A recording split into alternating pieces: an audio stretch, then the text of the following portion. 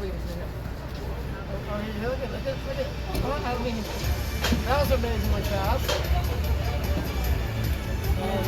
That was amazing.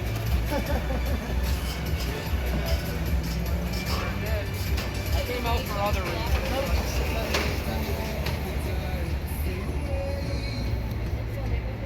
Welcome back to the Pit Stop Ranch, where, of course, we've anointed ourselves experts in many things.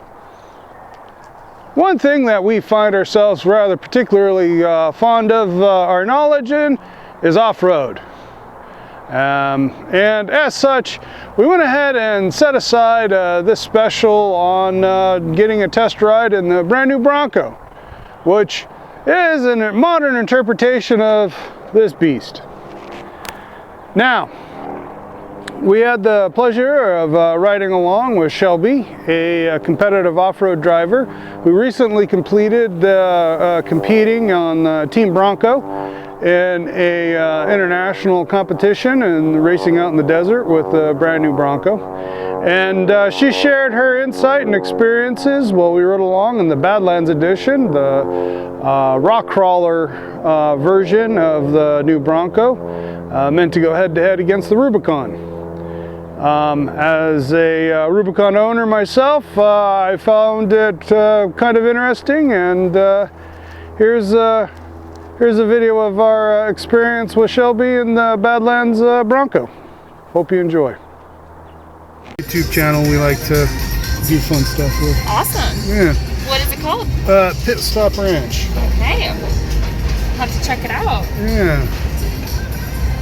All right, so we're in a Badlands. Okay. Which a Badlands is really kind of equipped for your rock crawling type. Okay. It's really only one of two Broncos that have your stay bar disconnect, which is kind of what makes it more geared towards your rock crawler clientele. Right. I have a 06 Rubicon. Okay. So what I just did here was I switched our camera view to focus on our front tires. Right. That's cool. I can do that. Yeah. It beats it leaning out the door. I laugh that with where technology is going, it's like we don't even have to look out the windshield anymore. Exactly. How do you feel about the articulation on this thing? You know, I think it's pretty great. I'm not a big rock crawler. Okay. I'm more in the desert racing, desert side of things. So to be honest, I don't have a lot to gauge it off of. Okay. Everything that I've put it through, it's done. Okay. So I have to say, okay. With that, I'm impressed. All right. Right? You got it. Yeah. Shoot. Absolutely. So, so this is our hero switch panel. So we've got our stay bar disconnect, our front locker, our rear locker, and trail turn assist. Okay. So for this obstacle, I'm going to lock the front and lock the rear. Okay.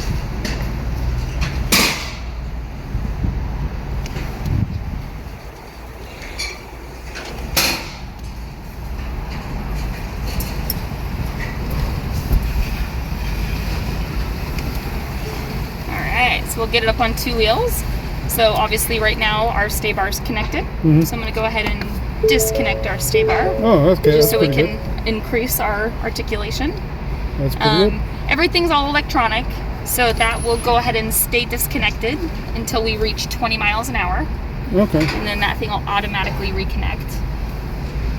You gonna go play in the sand now? And now we'll, get into the sand. So this is our trail turn assist. So once I've hit this button, the vehicle will recognize when I'm at full steer. Okay.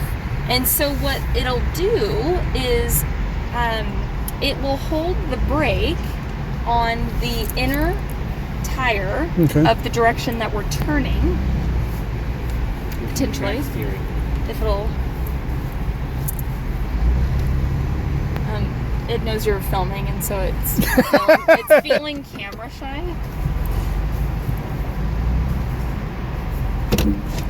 There we go. All right, so you can hear it activate. Okay. So it's going to hold the brake on the rear inner tire so that we just pivot. Okay, so it's much like it. All right, so it's just like brake steering with a sand rail. Yep. So when we have more space, I love to do donuts with it. So I've renamed it Donut Mode. Oh, nice. There you go. Unfortunately, they told me I wasn't allowed to do donuts out here. I was like, who's the police of fun? Jeez. No, I swear, some people. Stealing the fun, stealing the fun. I mean... So we have quite a bit of different options when we're in off-road modes for our different screens. Mm-hmm. So we have our pitch and roll. So here I have it 20 degrees? Yep, 20 degrees, which is pretty cool. Yep, that's pretty good. We've got to wait a minute for these guys to come. So this is kind of a cool opportunity to show you again when we disconnect the stay bar. Mm-hmm. You can really feel how much it allows the body to move just a little bit more for that comfort when we're going slow. Yeah. Off-road. Obviously, like I said, once we reach 20, it reconnects. Which is actually a good feature, because without the sway bar, it does get squirrely over sure 20. Does.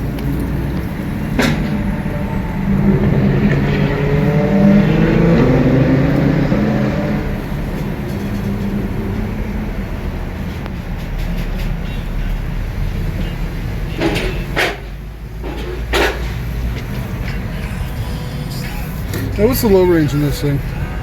What do you mean? What's the ratio? I don't know what the ratios are. Okay. I'm sure it's published somewhere. It is. Yeah, and all of the people out here can give you all that information. All right, so here's our forward-facing camera. I'm going to turn on trail control, set it for 2.5. What's that mean? So trail control is like cruise control for super low speed. Okay. So now I'm not going to manage the pedals. Okay. We're just going to let the vehicle do all the work.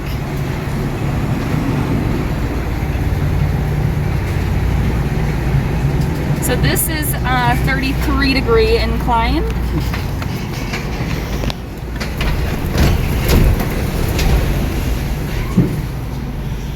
Okay. So obviously in like a real world application, I wouldn't use trail control over a blind hill. Yeah. But I will tell you, I've used it to go down really steep hills. Okay. And man, how does it work with really loose terrain? Because on the grate, it's, you know, you got great traction. It's amazing. Okay. Yeah, and I've used it in an experiment. I did the same trail once on my own and then once using the trail control. And I feel like the trail control really held the vehicle more stable than me braking. Okay.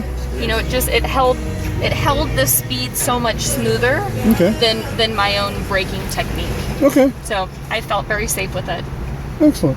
Yeah. Well, thank you very much for your time. You're Lovely welcome. meeting you. Yeah, very nice to meet you guys. Yeah. And that was our experience in the Badlands Bronco. Seems like an interesting vehicle. I'm a bit of a Luddite, so having to rely on electronics and switches and stuff for engaging and disengaging things makes me a little bit uncomfortable. My Rubicon, being one of the early Rubicons, has far less of that gadgetry built into it. It's more nuts and bolts, hardcore off-roading. The quick disconnect I have is actually an aftermarket unit, but the stock quick disconnect sway bars required you to park on level ground, get out, pull some pins, and pin the sway bar out of the way. This is, of course, arduous and difficult for your average purchaser of off-road vehicles, but it's a simpler method that is less prone to failure, and you're less dependent upon software to get it right and hope for the best. So But I think it's a worthy entrance into a relatively Spartan field of hardcore off-roaders. It's pretty much limited to the Wrangler, now the Bronco. Used to be the FJ Cruiser was fitting that range, and now I guess the only other competition besides the Wrangler and, well, now the Gladiator, you have the Tacoma. So, you know, takes your picks, choose your poison, you know. I'm not giving up my Rubicon anytime soon, but I hope this helped you experience it and see it if you don't get a chance to get out to one of these events and go for a ride. We did observe them doing this at SEMA, but the line was longer than what we wanted to stand in. So but here at we got early on the first day, we were able to get in line and move right on through and get a nice Rubicon or get a nice Bronco experience. And hope you enjoyed it.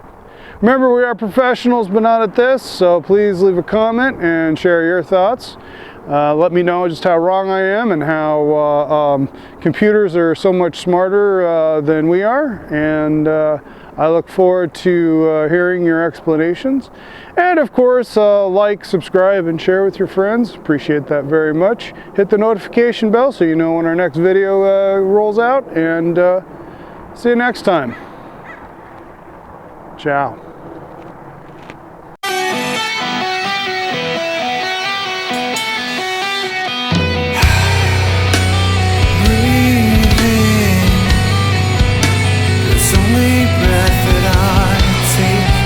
It's important so I can